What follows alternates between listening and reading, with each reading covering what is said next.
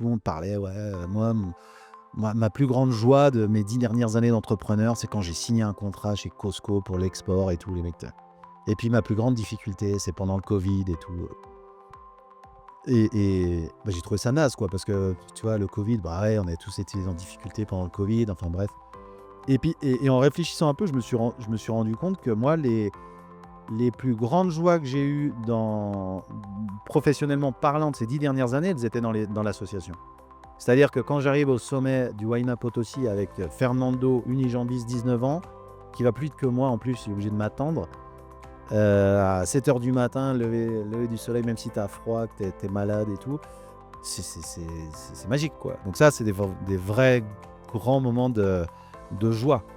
Plus tu as les moyens financiers, plus tu as les moyens de networking, plus tu seras performant dans le milieu associatif. Aujourd'hui, moi, si j'avais pas eu mes entreprises, si j'avais pas connu tout le réseau d'entrepreneurs mexicains qui nous aident maintenant dans nos associations, on n'aurait pas pu aider les gens comme on les aide aujourd'hui à travers les assos. Donc vraiment, le conseil, c'était sois bon professionnellement, prends le temps de devenir quelqu'un et tu pourras aider et tu seras beaucoup plus efficace dans toute la partie associative.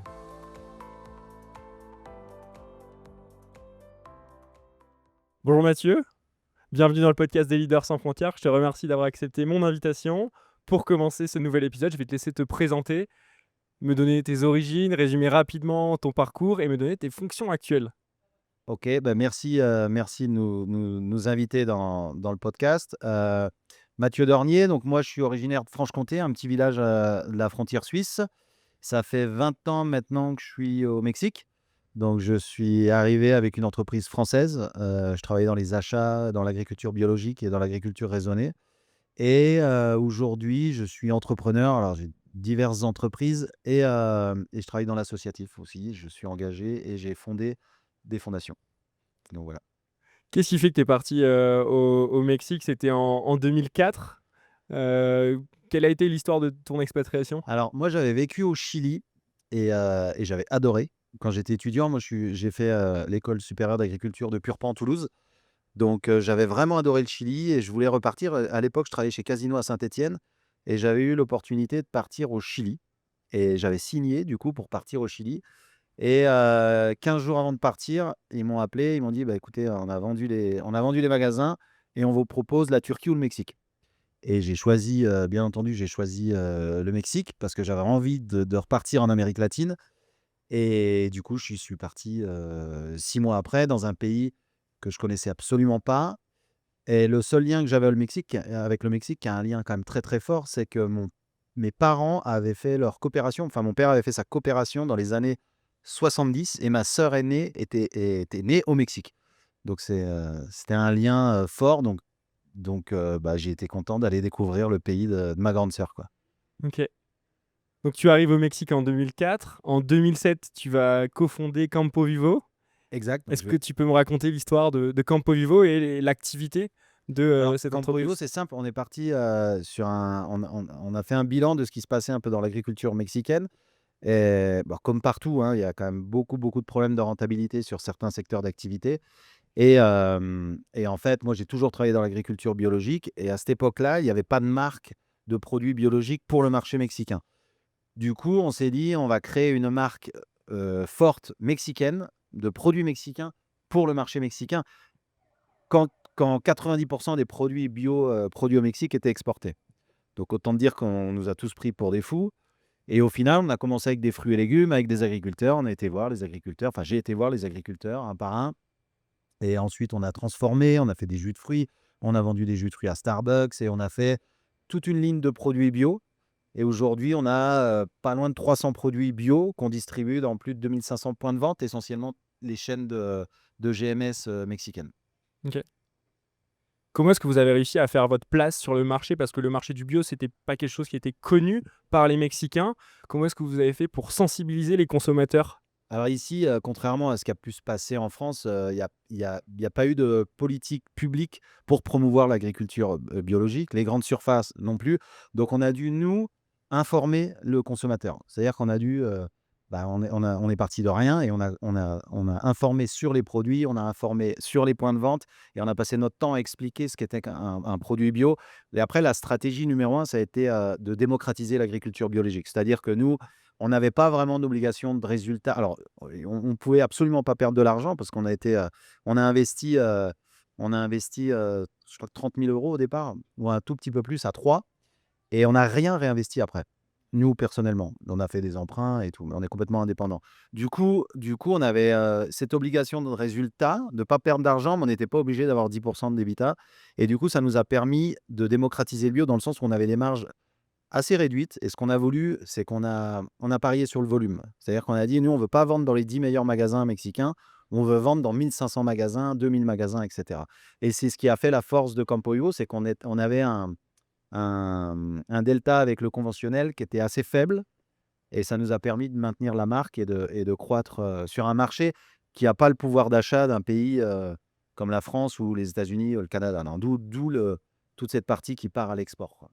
Est-ce que tu peux m'expliquer votre, politique par rapport aux producteurs? Parce que je crois que vous payez 3 fois plus les producteurs que, ce qui se fait, dans la grande distribution et vous Pas forcément 3 fois plus. En fait, nous, ce qu'on a défini, donc on a une certification, Fairtrade, on a une certification B Corp, d'accord, mais en fait, ce qu'on a essayé de travailler, c'est, on fixe le prix du produit en fonction du coût de production. C'est-à-dire qu'on part du champ, on part de la huerta, on part du verger et de là, on travaille avec l'agriculteur, on lui dit: «Écoute, c'est toi le spécialiste. Moi, que les tomates se vendent à 30, en Californie ou que les berries, les salsamoras ou les mûres se vendent, à je sais pas combien au Canada, ça m'intéresse pas. Moi, ce que je veux savoir, c'est combien ça te coûte, combien tu as besoin de faire de marge pour gagner ta vie, pour pouvoir réinvestir, combien tu as besoin pour investir aussi dans ta famille. C'est-à-dire que nous, l'objectif, c'est que l'agriculteur reçoive une meilleure rétribution de son travail et que ça lui permette d'investir dans sa boîte et que les enfants des agriculteurs aient envie de reprendre les exploitations et de pas partir, aux États-Unis ou pas partir en ville, pour faire d'autres métiers, quoi. Donc c'est vraiment l'objectif, c'est on calcule en fonction des coûts de production. Alors souvent, bien entendu, enfin tout le temps même, on achète au plus cher que le conventionnel, mais après sur toute la chaîne productive, on arrive à être compétitif dans le magasin, on arrive à être compétitif en face de certains produits, conventionnels, quoi. c'est vous qui gérez toute la partie, transport, distribution, Ouais. packaging? Nous, on a, donc comment on fonctionne? On fait des contrats, d'appro avec les agriculteurs, on investit avec eux. Souvent, quand il y a de la transformation, on investit dans des outils de production, c'est-à-dire on achète des machines et tout et on les accompagne souvent sur la certification aussi. Donc ça, c'est un budget aussi, on le prend, nous en charge et l'objectif, c'est de prendre le produit et de le mettre dans un rayon ou dans un marché qui va leur donner une meilleure rétribution à l'agriculteur. Donc bien sûr, on essaye d'aller dans les bons magasins, on essaye de bien «décorer» entre guillemets le produit, c'est-à-dire un beau packaging innovant et des recettes innovantes, donc on l'accompagne tout au long de la filière et nous, en fait, on part du grain de maïs qu'on envoie transformer, on fait des céréales et on arrive après dans le rayon avec des céréales innovantes, sans sucre et cetera, quoi. Donc vraiment, on maîtrise toute la chaîne. Ça, c'est ta première société. En Ça, c'est ma deux première société, ouais. En 2014, il y a une deuxième aventure qui se crée, la Bohème. Donc toi, tu es fils et petit-fils de meunier. Exact. Est-ce que tu peux m'expliquer, l'histoire de cette nouvelle entreprise? Alors, c'est intéressant parce que 2014, c'est une date qui est forte vraiment pour Campo Vivo. Moi, je deviens entrepreneur Endeavor. C'est une association civile new-yorkaise qui sélectionne les entrepreneurs à haut potentiel dans les pays en voie de développement. C'est 2 ans de travail, de sélection, et ça a été hyper intense. Alors très intéressant, tu as accès à beaucoup de mentors au Mexique. Encore maintenant, moi, quand j'ai un problème de finance, je rencontre le directeur financier de Google. Si j'ai un problème, si j'ai un doute marketing, je peux rencontrer le directeur marketing de multinationales. Alors on prend pas toutes les infos, mais il y en a souvent des très intéressantes. Donc je rentre en Endeavor 2014 après 2 ans de sélection. Je suis pas mal en plus médiatisé, autour de cette étape un peu d'entrepreneur Endeavor. Je suis entrepreneur finaliste entrepreneur de l'année au Mexique, CNN Expansion. Bref, je fais pas un burn-out, mais je me dis, ça m'ennuie un peu parce que je m'éloigne. Moi, je suis ingénieur en agriculture et à un moment, je me dis, je sais plus rien faire en fait à part vendre des produits bio, je sais plus rien faire de mes mains et parce que ou d si on me met dans un champ de maïs, il y a 15 ans, il y a 20 ans, je savais produire du maïs parce qu'on l'a fait en école d'agriculture. Mais là, je m'aperçois que je sais plus le faire et je me dis: «Il faut que j'apprenne à faire quelque chose de mes mains». Et le pain, j'ai toujours après moi, j'ai toujours été un peu dans les boulangeries. Mon grand-père était meunier, donc j'ai traîné un peu dans les boulangeries et le pain, ça me paraissait hyper intéressant parce qu'il y a un côté scientifique aussi et chimique un peu que Mmh. j'aime beaucoup. Donc je me suis mis à faire du pain, la nuit en promettant à ma femme de pas ouvrir de boulangerie et bien sûr, dès que j'ai réussi à faire une baguette, j'en ai ouvert, on en a eu jusqu'à cinq boulangeries. Donc Mais la Bohème, on a créé la Bohème avec d'autres associés, ça a été une super aventure. Ça a vraiment créé un pont entre la France, l'activité, familiale meunerie et le Mexique. On a travaillé des recettes franco-mexicaines. On n'utilise que des produits, mexicains aussi, hein, dans la boulangerie et aujourd'hui, bah, la Bohème, c'est 30 personnes, ça continue. On a 3 points de vente, on livre beaucoup de restaurants, donc c'est quelque chose qui perdure, qui a plus de 10 ans et la Bohème continue. c'est pas qu'une boulangerie d'ailleurs, c'est même, un lieu un café, Ouais. bistrot-restaurant. Il y a tout un écosystème aujourd'hui qui s'est créé autour de ces boulangeries.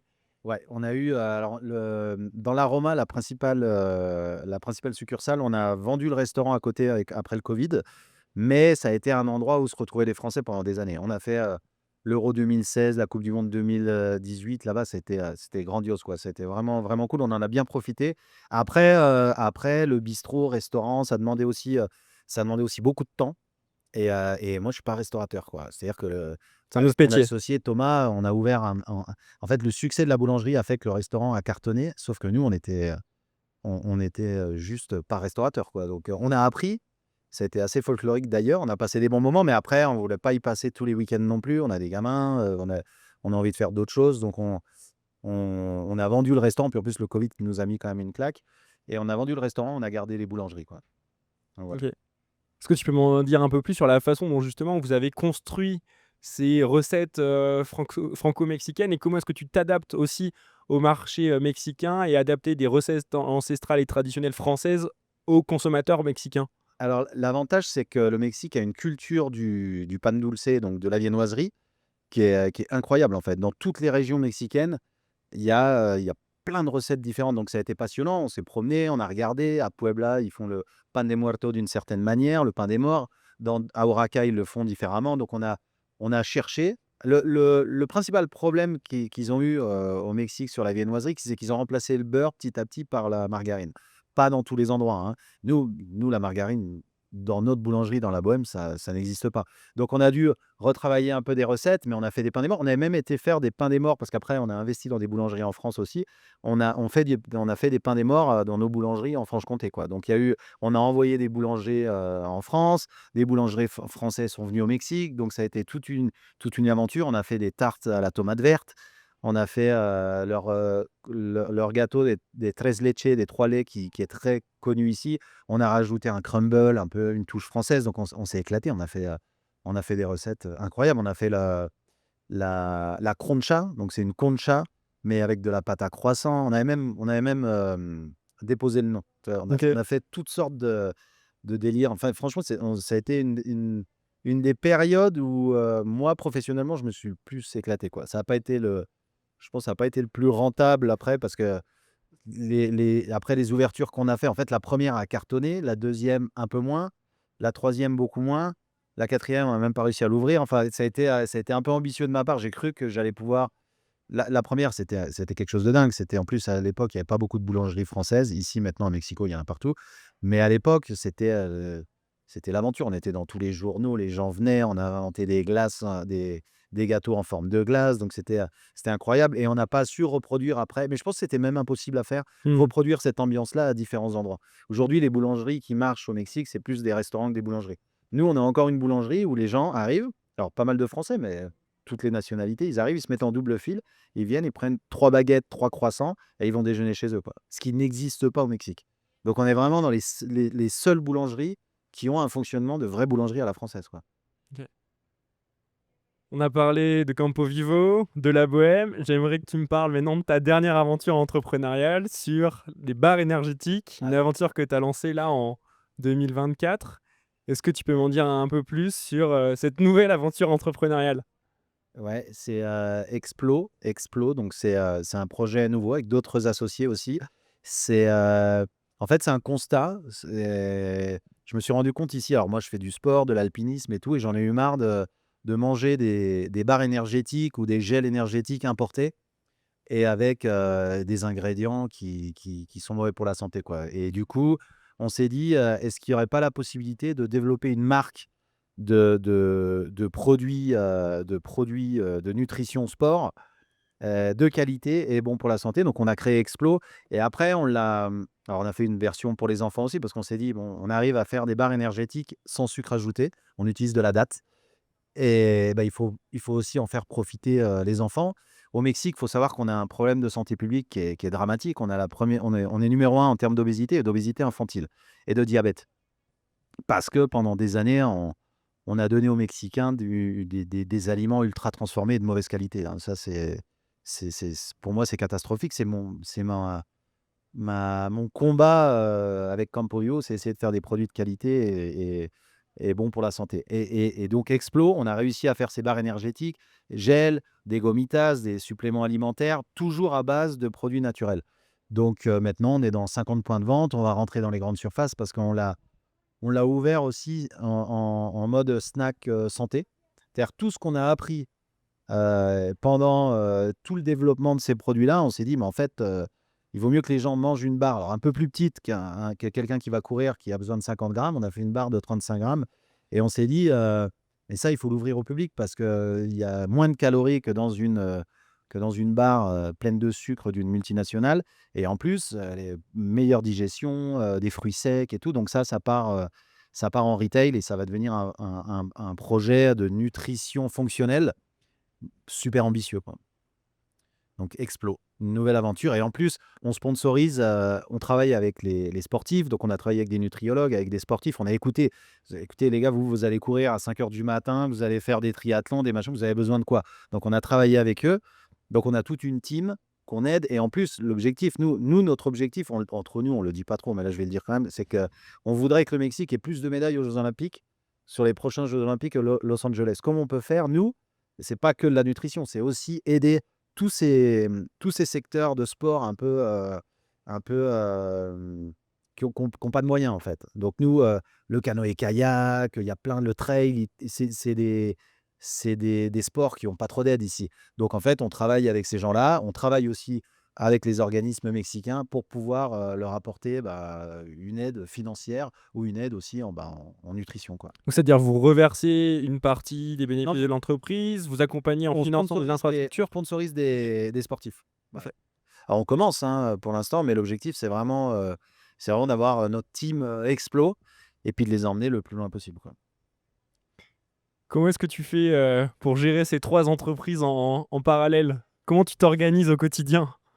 Écoute, moi je pense que, l'avantage que j'ai eu, c'est que j'ai entrepris très jeune et j'en discutais beaucoup avec mon père qui a eu on a tous du mal à déléguer. Beh, la base de la réussite, surtout quand tu as plein de business variés comme ça, c'est de déléguer et d'avoir les bonnes personnes, quoi et moi, comme j'ai entrepris très jeune, je me suis fatigué assez vite aussi et j'ai eu besoin d'avoir des gens qui prennent le relais et je suis tombé sur les bonnes personnes. Alors, par contre, c'est des gens qu'après j'ai formés, je les ai accompagnés, je les ai associés. Ici, dans ce magasin-là qui est un magasin de Campo Vivo, la moitié du magasin appartient aux employés. Ce qu'on n'avait pas pu faire chez Campo Vivo parce que la valeur de l'entreprise était trop grande et je leur avais dit, «Moi, je veux que vous soyez, tous mes gérants, tous mes directeurs, je veux que vous soyez associés» et on l'a fait sur ce projet-là et ils seront associés des futurs magasins. Mais la clé, c'est de s'entourer des bonnes personnes et après donc soit c'est ça, soit c'est un bordel monstre parce que ouais, ça n'a pas toujours été facile, hein. Il y a des business qui ont on s'est pas planté, mais il y a des business qui ont eu des périodes un peu plus compliquées parce que, c'est sûr que moi, je suis pas un entrepreneur tout à fait normal parce que j'ai pas ce focus, que tous les mentors me l'ont dit, hein: «Mathieu, fais ça et après tu feras ça. Non, moi je fais tout en même temps, ça, les associations et tout, et c'est pas très, très bien, c'est pas recommandable. Bon, ça marche, hein. Après, peut-être que si j'avais fait que Campo-Io, bah, peut-être ce serait 2 fois plus grand, quoi. Et moi, Mmh. je serais 2 fois plus triste. Donc ça n'aurait pas fonctionné. Tu parles beaucoup de tes associés, des gens qui t'accompagnent dans ces aventures-là. Comment est-ce que tu fais justement pour, t'associer aux bonnes personnes? Bah, il y a beaucoup de feeling, hein. Nous, on n'a pas un service des ressources humaines hyper, développé. On n'a pas beaucoup de feeling, et puis c'est des gens qui sont avec nous depuis longtemps, quoi. Donc ça a pas toujours fonctionné, mais là, dernièrement, on a une équipe dirigeante qui est vraiment, vraiment cool, quoi. Et on a beaucoup, beaucoup de talent, et pas forcément des gens qui arrivent avec des énormes diplômes et tout. On a des mecs qui ont commencé, nous, en bas, Campo-Io, qui sont à des postes vraiment, significatifs maintenant, et je pense que ça nous a aidés, ça aussi. Comme on n'avait pas les moyens on n'a jamais levé d'argent avec des fonds d'investissement, il y a pas de multinationale, derrière, Campo-Io. Donc nous, quand on embauche quelqu'un, on peut pas se planter, quoi, hein. On peut déjà difficilement donner 2 mois à une agence de recrutement là, et du coup, on se débrouille un peu, mais on essaye de choisir les bonnes personnes, et jusqu'à maintenant, ça a plutôt fonctionné. Mais c'est vrai on peut pas craquer sur le recrutement et se dire: «Bon allez, on a levé 3 millions de dollars, on va y aller, on va embaucher des directeurs marketing, des directeurs financiers». Non, ça on n'a pas fonctionné comme ça. Pour toi, quels sont les facteurs de l'engagement au travail? Comment est-ce que tu fais pour justement, faire comprendre à tes salariés, ce qui t'anime au quotidien et transmettre cette volonté, d'accomplir des choses, d'aller de l'avant, d'avoir un impact social, comment est-ce que tu fais pour transmettre ça à tes collaborateurs? Beaucoup de communication. Moi, je passe énormément de temps, c'est pour ça que pendant la période du covid, pour moi, c'était horrible, parce que je déteste les réunions, Zoom, tous ces trucs-là. Je sais même pas le faire en plus. Je me suis aperçu ça il y a une semaine. On m'a demandé d'organiser une réunion avec quelqu'un qui était intéressé pour les bars explos. J'ai même pas été capable de j'ai flippé un peu. J'ai même pas été capable de lui envoyer l'invitation, quoi. Ça veut dire, tu vois à quel point j'ai horreur de ça, quoi. Moi, je suis très proche. Bah, tu as vu les bureaux? Ici, on a essayé de faire un open space, cool. On passe d'un bureau à l'autre, donc il y a énormément de communication et d'encouragement en plus, parce on essaye sur les projets de développement, on essaye de les laisser faire aussi beaucoup. Parce que moi, sur le développement, c'est vraiment quelque chose c'est la chose qui m'intéresse le plus chez Campo-Vivo.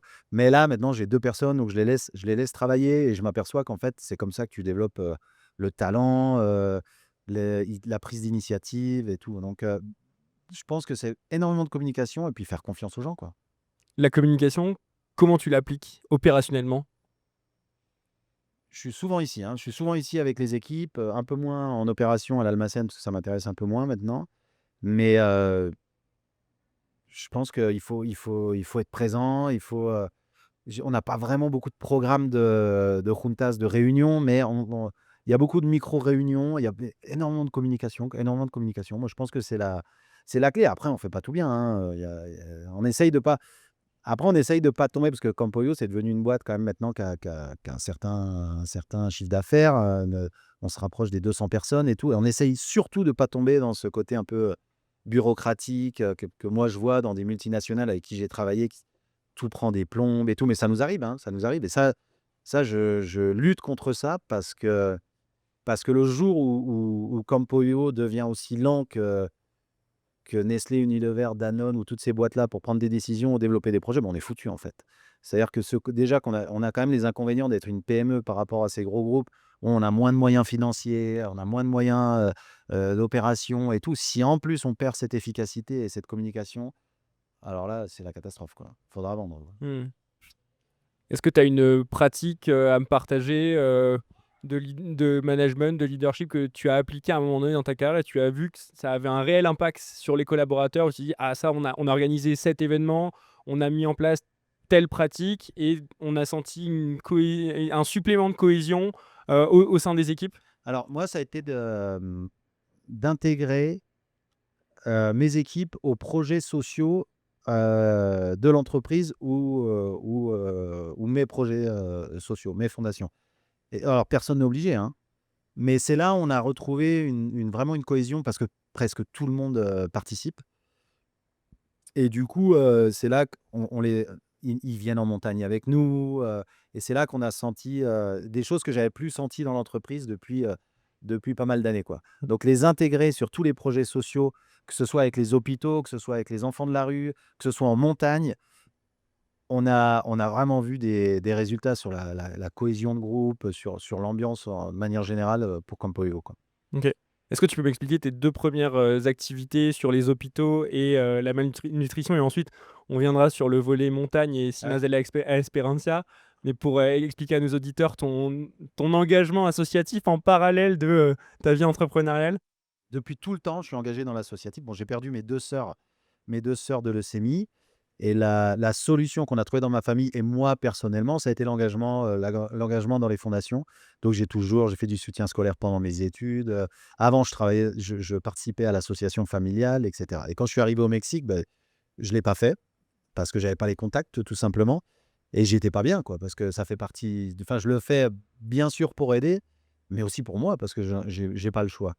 Et du coup, moi, on a 2 activités. On a une première association qui s'appelle Renacimiento. On a 50 enfants en situation d'abandon social. On ne parle plus d'enfants de la rue, c'est des enfants en situation d'abandon social qu'on accueille dans une auberge où ils ont, nourriture, accès, à des soutiens scolaires. L'objectif, c'est d'essayer de les ramener à la famille. Souvent, c'est compliqué parce que quand ils se barrent à 5 6 ans, tu t'imagines qu'il y a des problèmes au sein du cocon familial qui sont irréversibles, quoi. Donc il y a ça, et on essaye de les accompagner après, donc avec l'école, et de les accompagner après même dans une vie professionnelle. C'est-à-dire Et que c'est moi, quoi? C'est des centres d'hébergement? C'est une casa hogar, OK. comme on dit ici, où il y a 50 gamins qui vivent, et nous, ce qu'on a fait, moi, j'ai essayé de faire des projets productifs dans la c'est toujours plus facile de gagner de l'argent en vendant des produits, en vendant, des activités de l'association, qu'en demandant aux entreprises, non?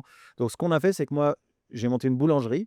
Donc on formait les gamins à la boulangerie et ils vendaient le pain, et après, les enfants qui étaient vraiment passionnés pour la boulangerie, il y en a pas mal, ils sont venus travailler après, dans À la la boîte de bohème. mon chef boulanger, où il est passé par la case prison pendant 5 6 ans, et après il est revenu, travailler à la bohème, parce que bien sûr, qui allait l'embaucher, après 6 ans de prison, ils ne prennent pas. Et Adrien, qui était un ami, qui est toujours un ami, c'est le responsable boulangerie de la Bohème aujourd'hui. OK. Donc il s'est marié, il a son appart, il a une vie totalement normale. Donc il y a eu pas mal d'exemples comme ça. Donc moi, cette association, c'est pas moi qui l'ai fondée, je suis juste, trésorier du patronato, comme on dit, donc au conseil de la fondation, et j'aide sur toute la partie financière et alimentaire. Et après, de par, mon histoire et celle de mes sœurs, j'ai eu, envie d'aider une population qui correspond aux survivants de cancer après la rémission. Alors ici, mais même en France, il y a beaucoup d'aides, durant la maladie, et en fait, on s'était rendu compte, en fait, ma sœur, pour raconter un peu l'historique des Sommets de l'Espoir et de Cimas de la Esperanza, ma sœur, quand elle a rechuté, non, la première fois qu'elle a eu sa leucémie, mon père lui a dit: «Écoute, ça va être compliqué, vois ça comme une bagarre et comme une montagne, et quand tu seras en rémission, on ira faire le Mont Blanc». Donc ma sœur, elle a été en rémission, elle a dit: «C'est cool, on va faire le Mont Blanc, mais j'ai envie d'inviter tous mes petits camarades de l'hôpital, quoi». Donc en 94, on a fait la première version des Sommets de l'Espoir, et depuis 94, on n'a jamais arrêté d'emmener, 20 à 30, survivants de cancer, à Chamonix dans les Alpes. Donc ça, c'est un peu le contexte. Bon, après, on a beaucoup d'autres activités au sein de la fondation en France. Mmh. Ici au Mexique, moi, j'ai eu envie de faire quelque chose de similaire au Mexique, alors un peu différent. Moi, le constat, c'est après la maladie, on te dit, «Tu es en rémission, démerde-toi, tout va bien, maintenant, tu as plus besoin de nous». Sauf que sur des jeunes adultes ou des adolescents, il y a les cicatrices physiques après le cancer, mais il y a aussi beaucoup de cicatrices, psychologiques, quoi, et il y a pas de suivi, en fait. Même en France, il y en a pas beaucoup. Donc on a dit: «On va sélectionner des jeunes, et on va avoir 2 programmes. Un programme d'aide psychologique avec des psychologues qui sont bénévoles, qui les aident et qui les accompagnent, et en parallèle, ce projet montagne où durant 1 an ou 2, on les accompagne en haute montagne pour prouver qu'il existe une vie après le cancer». Alors on a commencé avec la montagne, Et à un moment, on s'est dit: «Alors c'est super parce qu'on a des témoignages». On le voit nous les gamins après avoir fait le Pico d'Orizaba, après avoir fait des 6 000 et tout, ils changent totalement. Mais va l'expliquer à un médecin, va l'expliquer à un sponsor. Donc on s'est dit: «Il faut quand même qu'on arrive à mettre des». Moi je suis pas très chiffre, mais qu'on arrive à mettre des métriques quand même sur, des métricas, je sais pas comment on dit, Ouais, les KPI, KPI, ouais, des métriques, KPI, des métriques sur l'impact qu'on a sur la vie de ces gamins-là. Donc on a une psychologue qui s'occupe du programme Nuevos Caminos. Elle fait un premier test, chez tous les participants au début. Test, au niveau de l'anxiété, du stress, de confiance en soi, un test psychologique complet. Et elle le fait et elle le fera parce qu'on va finir la première session là, à la fin, après avoir accompagné le gamin pendant 1 an et demi et nous, après l'avoir emmené en montagne durant 1 an et demi. Et là, on aura un impact réel, quantifiable sur leur vie. Mais nous, on sait déjà, mais parce qu'on a des gens qui ont repris, une vie professionnelle. On en a, des unijambistes qui sont parce qu'on les oriente aussi un peu après avec la fédération paralympique, donc ils sont devenus, nageurs paralympiques. Donc l'impact que ça a sur ces gens-là, on le sait. Donc ça, c'est une des activités, accompagner ces gens après la maladie. L'autre, Ça c'est prend un an et demi à peu près pour finir sur cette partie-là? C'est un an et demi, c'est ça ce ça dépend parce que et ça dépend. Des fois, c'est un peu plus long, des fois, ils ratent le sommet et on les garde jusqu'à ce qu'ils arrivent à OK. 5 600 mètres le sommet mexicain et après on les emmène en France. Et après, certains, pas tous, on les emmène faire des 6 000 en Bolivie, ou on a des projets un peu fous de Pérou et d'Aconcagua. Mais on a eu des résultats incroyables. On a eu Jimena, ça a été à 19 ans, ça a été la première personne unijambiste à faire le Pico d'Orizaba à 5 600 mètres. Après, 2 unijambistes au-dessus de 6 000 mètres en Bolivie. Hem, non, on a eu des histoires incroyables. On a des documentaires d'ailleurs qui sont sur YouTube et sur les réseaux sociaux. Et non, ça a été une super aventure. En plus, on a emmené des Mexicains en France. Les Français viennent au mois de novembre, tous les ans, ça fait 2 ans déjà, viennent faire le Pico d'Orizaba et on se retrouve tous en Bolivie au mois de mai. On aide une association bolivienne avec des gamins boliviens et on fait le Huayna Potosí une 2e fois, au mois de mai. Donc ça a été, une aventure incroyable. Donc ça, c'est la partie un peu suivi psychologique et un peu montagne d'Emilia Valeria, donc l'association. C'est le nom de mes 2 sœurs. Et l'autre activité, c'est, l'aide, alimentaire, devant les hôpitaux. Donc ça, c'est un gros projet. On l'a déjà fait une paire de fois, on sait comment ça fonctionne. Il faut juste qu'on arrive à le faire, plus souvent. C'est-à-dire que en fait, ce qu'on fait, c'est qu'on récupère beaucoup de produits de Campoyo, on les transforme et on fait de la distribution alimentaire devant les hôpitaux. Parce qu'en fait, moi, je me suis aperçu, quand j'ai aidé un gamin de la fondation, du centre, qui était muet, qui avait des problèmes psychologiques, je l'ai emmené à l'hôpital et je me suis aperçu qu'entre 4 heures et 7 heures du matin, les gens font la queue. Il fait froid, ils ont pas mangé et ils font la queue pour être les premiers à l'hôpital public. Et du coup, je me suis dit: «Bah, je pense qu'il y a une population à aider, non?» Et c'est l'objectif qu'on a avec les soupes, la Sopas de la Esperanza, donc les soupes de l'espoir. On fait des soupes et on distribue des Mmh. aliments. Donc ça, c'est un autre projet. Et après, le projet de la montagne, je l'ai monté avec un jeune ici qui s'appelle David Eliseo, qui est amputé d'une jambe et qui travaille chez nous, qui est gérant du magasin ici d'ailleurs maintenant. Et David, je me suis aperçu qu'en fait, au Mexique, il y avait pas beaucoup d'accès aux prothèses. Heu, j'ai vu des gens avec des prothèses vraiment, c'est pas des bâtons en bois, mais presque quoi. Donc c'était vraiment, pas d'accessibilité aux prothèses. Et du coup, David, il devait changer la sienne. L'entreprise lui a payé sa prothèse et c'était 20 000 $ je crois, un truc comme ça. Donc je me suis vraiment rendu compte, tu vois? C'est toujours pareil, on est des ingénieurs. On voit un problème, on se dit: «Faut le résoudre ou faut faire quelque chose pour résoudre» parce que ils peuvent pas vivre avec des prothèses, de mauvaise qualité, quoi. Du coup, on a fait cet investissement avec David et on s'est dit: «Attends, des David, il y en a plein, quoi». Et là, ce qu'on est en train de faire avec, la fondation Salomon et avec la fondation Televisa ici, c'est qu'on voudrait, faire un pont entre la France et le Mexique pour amener des prothèses meilleur marché pour, la population mexicaine. Donc ça, c'est un projet qui est en cours, qui va prendre un peu plus de temps, c'est un peu plus complexe, c'est un peu plus coûteux, mais c'est vraiment quelque chose qu'on a envie de développer. Donc voilà un peu les 3 axes de la fondation Emilia Valeria AC, quoi. OK. Comment est-ce que l'associatif, il influence ta vie d'entrepreneur? Moi, c'est marrant parce que je suis allé à une retraite en Endeavor avec plein d'entrepreneurs et on s'est posé et la question c'était on a fait un groupe de travail, tu sais, ils adorent faire ça et c'était, quelle a été ta plus grande difficulté ces 10 dernières années dans ton activité et ta plus grande joie? Et du coup, moi, c'est pas des questions vraiment que je me pose, tu vois? Et là, pour le coup, j'ai dû me la poser, donc tout le monde parlait: «Ouais, moi, ma plus grande joie de mes 10 dernières années d'entrepreneur, c'est quand j'ai signé un contrat chez Costco pour l'export et tout», les mecs, et puis ma plus grande difficulté, c'est pendant le covid et tout, bah, j'ai trouvé ça naze, quoi, parce que, tu vois, le covid, bah, ouais, on a tous été en difficulté pendant le covid, enfin bref.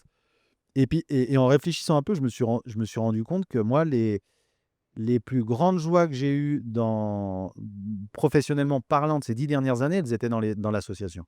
C'est-à-dire que quand j'arrive au sommet du Huayna Potosí avec, Fernando Unijambis, 19 ans, qui va plus vite que moi en plus, il est obligé de m'attendre, à 7 heures du matin, lever du soleil, même si tu as froid, que tu es malade et tout, c'est magique, quoi. Donc ça, c'est des vrais grands moments de joie. Après dans les business, classiques, de temps en temps, tu es content de voir tes produits nouveaux dans les magasins et tout, mais moi mon ce qui me rend heureux maintenant et ce qui me donne envie de me lever tôt le matin, c'est l'associatif. C'est plus la partie professionnelle, mais après, l'un ne va pas sans l'autre, quoi. Je suis pas capable de financer les fondations si on n'est pas performant dans la partie professionnelle, tu vois? Donc vraiment, c'est lié et c'est ce que je t'expliquais tout à l'heure, c'est quelque chose que j'ai réussi aussi à transmettre à mes employés. Tu vois, le marketing de la fondation est fait bénévolement par ma directrice marketing. Et eux, en fait, ils sont comme moi, j'ai l'impression. Alors pas tous, hein, mais il y en a plein qui ont vraiment accroché et qui sont à fond dans l'association, quoi.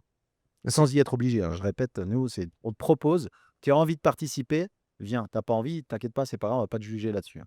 Ouais, mais c'est un écosystème que tu crées et ça te tient tellement à cœur que en fait, c'est naturellement que, les gens ont envie de t'accompagner, dans ton engagement et ça devient, leur propre engagement même, à la fin. Et ça, c'est une source de vraiment de satisfaction d'arriver à motiver des sponsors, c'est cool, OK, parce que les sponsors, ils te suivent parce que le projet est extraordinaire, parce que ça les touche. Nous, avec Salomon, il y a un super feeling.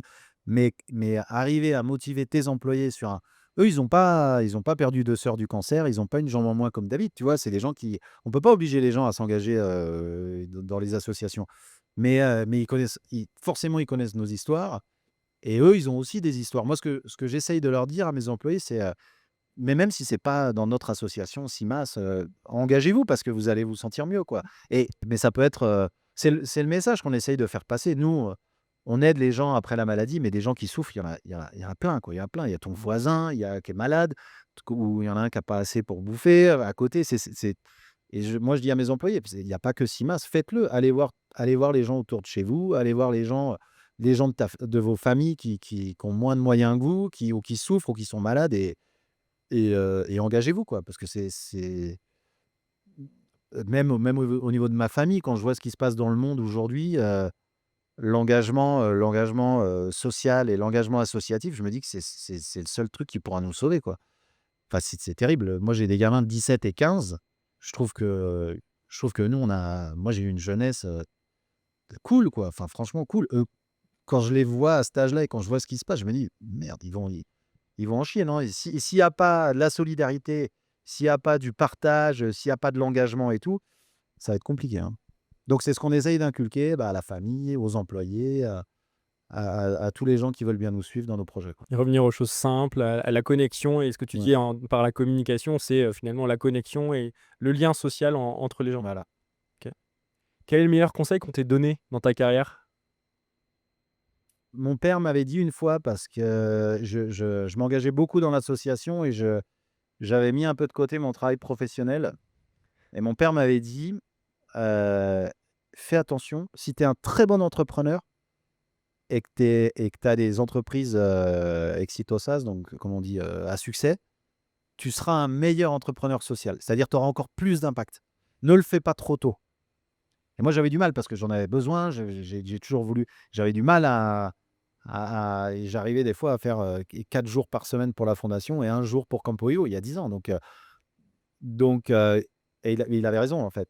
Plus tu as les moyens financiers, plus tu as les moyens de networking, plus plus tu seras performant dans le milieu associatif. Aujourd'hui, moi, si j'avais pas eu mes entreprises, si j'avais pas connu, tout le réseau d'entrepreneurs mexicains qui nous aident maintenant dans nos associations, on n'aurait pas pu aider les gens comme on les aide aujourd'hui à travers les assos. Donc vraiment, c'était, le conseil, c'était: «Sois bon, professionnellement, prends le temps de devenir quelqu'un et tu pourras aider et tu seras beaucoup plus efficace dans toute la partie associative» et c'était juste, quoi. Est-ce que tu peux me raconter un moment de ta vie, un challenge situationnel qui a été un moment clé où tu t'es dit, «Là, je suis face à une situation et je comprends un concept qui m'avait totalement échappé avant»? Moi, la période la plus, où j'ai pris beaucoup de décisions dans ma vie, c'est quand j'ai perdu ma deuxième sœur à 17 ans et ça a été des décisions, je travaillais pas, donc ça a pas été des décisions professionnelles et ça a été des décisions de vie, vraiment, où j'ai dit: Maintenant, je dois vivre pour 2 personnes en plus», parce que c'était ma deuxième sœur et surtout, c'est là où j'ai décidé de vivre, à fond. Alors ce qui a pas été toujours très positif parce qu'il y a eu beaucoup d'excès dans ma jeunesse, mais bon, vivre à fond et c'est là où je me suis dit que ma situation était compliquée, mais qu'il y en avait plein d'autres qui vivaient des situations comme ça et que le jour où si j'avais un jour les moyens d'aider les gens qui passaient par la même situation que moi et qui avaient peut-être pas la chance de s'en sortir aussi bien que moi, je le ferais, quoi. Et ça a été vraiment une période de ma vie où j'ai et c'est des choses que, je me rends compte maintenant, en fait.